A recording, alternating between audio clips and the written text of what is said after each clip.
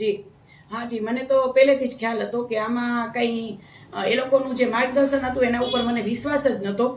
તો અત્યારે જે પીટી મામા સાહેબનું જે આવ્યું છે તો પીટી મામાએ પાછું એ ખેંચી લીધું. તો આમાં કંઈ સમજાતું નથી કે જે પહેલાં એ લોકો બોલ્યા અને હવે એમ કહે છે કે હવે હું આમ તો આવું ન થવું જોઈએ અથવા તો બોલવું જ ન જોઈએ કે ભાઈ શું છે શું નહીં. આમાં ક્યાંક ને ક્યાંક સમાજનું પણ ખરાબ લાગી રહ્યું છે અને જે પણ આ બધા વડીલો છે અને સમાજને એક આગેવાનો થઈને બેઠા છે, સંકલન સમિતિના જે 4-5 તત્વો છે એ લોકોને પણ સમજવું જોઈએ કે સમાજ સાથે જો ગદ્દારી કરશો તો આજની તો કાલ તો ક્યાંક ને ક્યાંક તો સામું આવવાનું જ છે.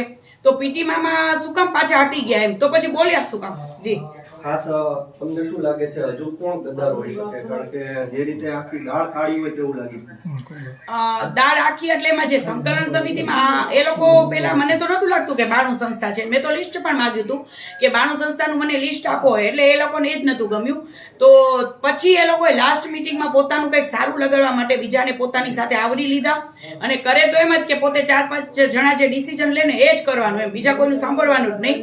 તો ક્યાંક ને ક્યાંક તો હવે 4-5 તત્વો છે એ દુનિયા જોઈ જ રહી છે કોણ છે અને આજને કાલ સામે આવશે અને સમાજને હવે સમજવું જોઈએ કે આમાં શું કરવું જોઈએ શું ન કરવું જોઈએ. ઓડિયો સ્વીકાર કર્યો છે પીટી જાડેજા કે મારો જ ઓડિયો છે, તો કંઈક તો રંધાતું હશે.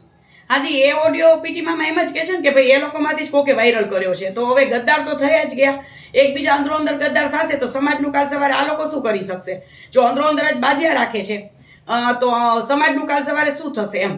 જી, રૂપાલા સામેની લડાઈ હવે ભાજપ સામેની લડાઈ થઈ ગઈ અને હવે તો કોંગ્રેસ તરફી થઈ ગયા. જી ચોક્કસપણે આમાં કોઈ લેવા દેવા ચૂંટણીથી નહોતું.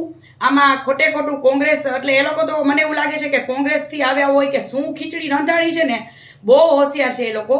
એ કહીને કે વધારે પડતા જ હોશિયાર છે જે 4-5 તત્વો છે કે શું કરી રહ્યા છે કોઈને કંઈ ખ્યાલ જ નથી આવતો. અને સામે કાંઈ પણ નહોતું એટલે પછી કોંગ્રેસ લઈને એટલે કોંગ્રેસી જ છે આ લોકો જોવા જઈએ તો. ક્યાંક ને ક્યાંક શું આ લોકોનું વિચાર કરવો એ જ નથી ખબર પડતી. સમાજ હવે ગેરમાર્ગે દોરાઈ રહ્યો છે. સમાજ હવે કહી રહ્યો છે કે અમારે સમજવાનું શું? આપનું શું માનવું છે? સમાજે શું કરવું જોઈએ? હવે તો સમાજને જ વિચારવાનું છે કે સમાજે શું કરવું જોઈએ.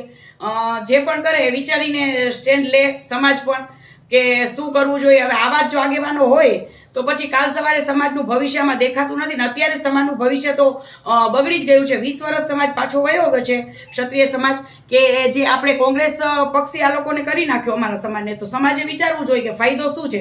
બીજેપી પાર્ટીથી વિરોધ નહોતો અને બીજેપી પાર્ટીનો વિરોધ લઈ આવ્યા, એ બધું સમાજે વિચારવાનું છે. જી, પીટી ડરી ગયા હોય એવું લાગે છે? આ પીટી મામા તો હવે ભાઈ જો માઇક લઈને બહુ મોટી બોલતા હોય ને કરતા હોય તો પછી ડરવું શું કામ જોઈએ?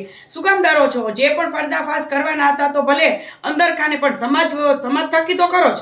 આપણે બીજા સમાજમાં આપણું ખરાબ ન લાગે એના માટે ઠીક છે કે ન બોલવું જોઈએ, પણ અંદર થકી જે છે જે ખોટા માણસો છે એને બહાર લઈ આવો.